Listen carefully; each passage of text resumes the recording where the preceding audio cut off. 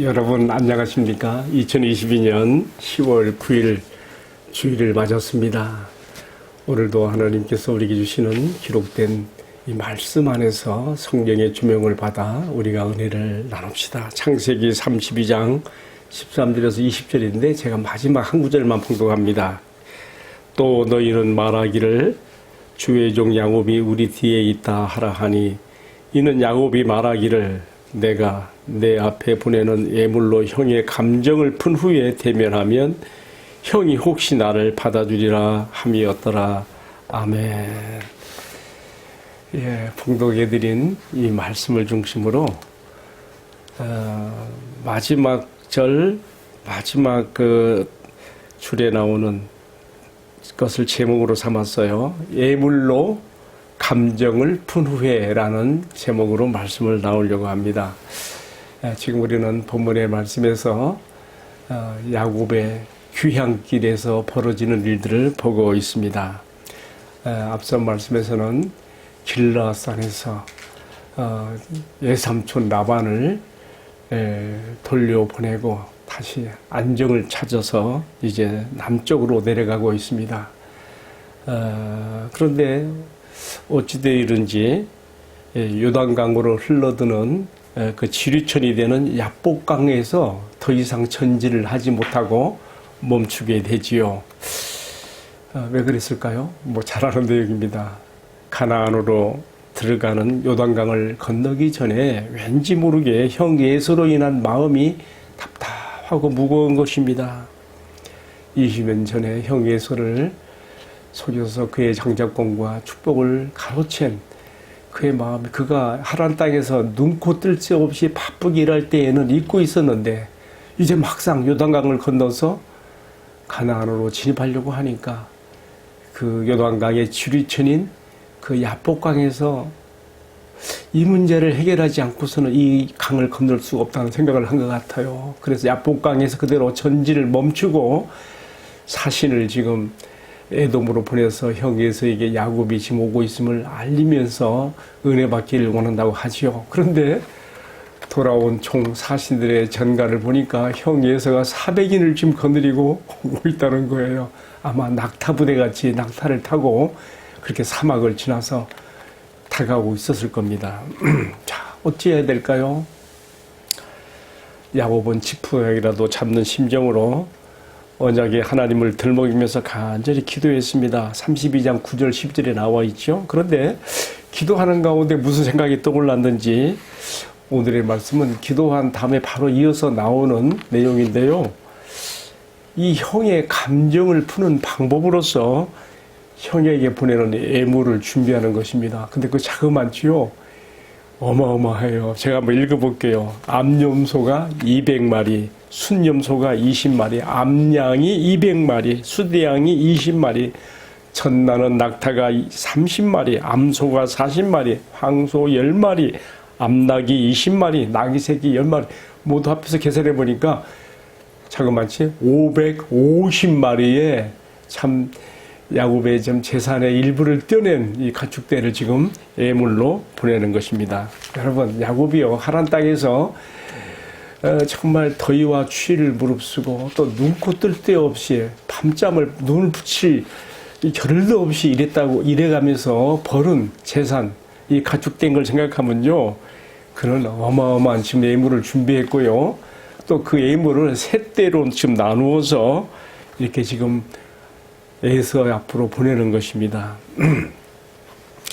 지금 낙타부대처럼 자신을 향해서 전진해 오고 있는 에서 일행에게 야곱이 자기가 보내는 예물을 지금 세 대로 550마리를 지금요 세 대로 나눈 거예요. 그래서 차례로 보임으로써 조금씩 그것을 보면서 그것을 좀 이끌고 있는 야곱의 종에게 물어볼 거 아니에요. 그때마다 이 야곱의 종들이 야곱이 시킨 대로 에서를 주로 호칭하면서 동생 야곱이 은혜 받기를 원한다고 하는, 그리고 이 예물을 드리는 것이라고 하는 그런 말로 지금 한 때, 두 때, 세 때를 지나가는 동안에 에서의 마음이 조금씩 누그러지며 부드러워지기를 바라는 뜻으로 이렇게 지금 작전을 짠 거지요. 저는요, 오늘 읽은 말씀 마지막 줄에 나오고 있는 9절.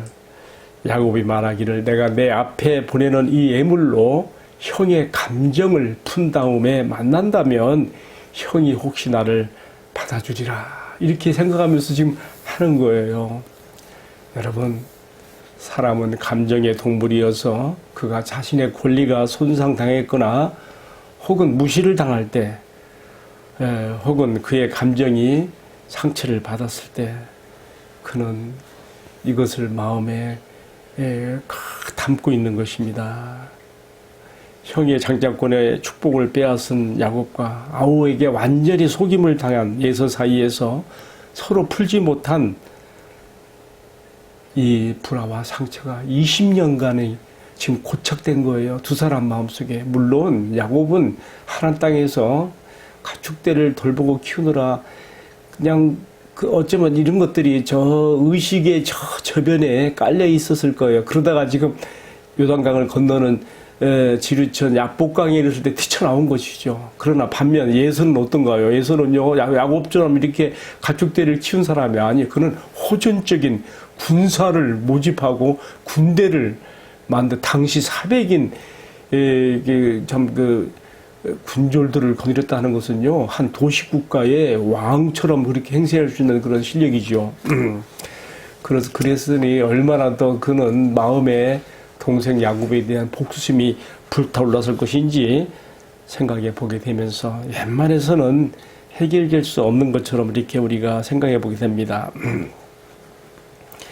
그래서 그랬을까요? 야곱은 형에게 예물을 보내면서도 장담할 수가 없기 때문에 이렇게 말합니다. 가정법을 써갖고 혹시 형이 나를 받아주리라. 이 예물을 보내면 혹시 그의 마음이 누그러져서 혹시 가정법이에요. 그가 나를 받아주리라. 장담할 수 없기 때문에 이렇게 말하는 것이죠. 그래서 그가 하나님 앞에, 언약의 하나님 앞에 자신의 그 보호를 기도하면서 기도에 바로 이어서 이렇게 예물을 준비했다는 것을 우리가 보면요. 우리가 야곱이 간사한 마음에서 이러한 예물로 준비했다 생각하는 것보다는요. 기도에 이어서 지금 예물 준비가 나오는 거 보면 하나님이 기도 가운데 주신 지혜다 이렇게 생각을 해보게 되는 것이죠. 따라서 이 책의 저자, 창세기 저자는 이 말씀을 읽는 독자들에게 서로 불화된 사람들 간의 상한 감정을 푸는 비결로서 선물, 예물을 준다는 것은 효과가 있다고 가르치는 것으로 교훈을 받게 됩니다. 잠언에도 이런 말씀 있지 않습니까? 잠언 18장 16절에 보면 선물은 그 사람의 길을 너그럽게 하며 또 존귀한 자의 앞으로 그를 인도하느니라. 아멘. 선물이 주는 효과. 지금 야곱은 기도 가운데 자기 마음에 짚혀진 생각대로 이것을 쉽게 실천하는 것으로 우리가 봐드리면서 우리도 서로 운수된, 서로 불화된 사람들과 화평함을 위해서, 화친함을 위해서 어떻게 해야 될 것인가, 여기서 우리가 배울 수 있어야 되겠습니다. 저 같은 경우는 지금 오늘 돌아오는 주말에요. 정말 불편했던 사람들을 만나러 가는 그런 여정이 제 앞에 있어요. 몇 명이 같이 가게 되는 일인데요. 정말 기도하지 않고 만나게 되므로 말에 충돌이 생기지 않도록 그렇게 정말 마음으로 기도하고 준비하면서 기도와 성령으로 마음이 농익어져서 온유하고 겸손하신 주님의 마음으로 만나게 되기를 간절히 그렇게 소원하고 있습니다. 더불어 오늘의 말씀해 주는 교훈대로 할 수 있으면 작은 선물이라도 준비해서 상한 감정의 문제들을 풀면서 그렇게 서로 화해할 수 있는 길을 모색할 수 있다면 좋겠다 하는 그런 생각도 가지게 됩니다. 여러분들은 어떻습니까? 서로 화해와 일치를 위해서 우리가 어떻게 해야 될 것인가에 대한 오늘의 말씀이 우리에게 한 방법을 제시해 주었습니다. 예물로 감정을 푼 후에라고 하는 이 제목이 주는 것처럼 우리에게도 이러한 실천이 있었으면 좋겠습니다. 함께 기도하십시다. 주님, 우리가 상식적으로 생각할 때에 화목을 위한 예물은 잘못한 사람 편에서 준비하는 것인데 어째 주님께서는 죄 지은 내가 준비해서 나가야 될 화목의 예물을 친히 준비하셔서 우리에게로 이 희생의 제물로 오셨습니까? 주님, 우리가 이 세상을 살아가다 보면 정말 서로 갈등과 대립 가운데 불화하고 원수된 일들이 많이 있는데 그때마다 먼저 화목제물을 준비하여 우리를 찾아오신 주님을 생각하면서 우리도 이 사랑의 동참자가 되고 이 사랑의 능력을 경험하는 주님의 축복된 자녀들이 되도록 은총을 베풀어 주시옵소서. 이 모든 말씀을 존귀하신 우리의 화목제물이 되신 우리 주님 예수 그리스도의 이름으로 기도 올리옵나이다. 아멘. 예, 마쳤습니다. 감사합니다.